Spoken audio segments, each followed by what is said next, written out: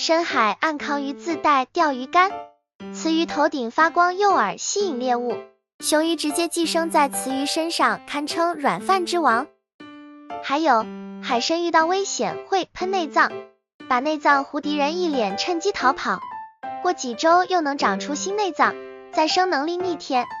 最诡异的是，童眼鱼的头是透明的，大脑直接泡在玻璃罩里，抬头就能看透自己的脑浆。深海生物太魔幻了，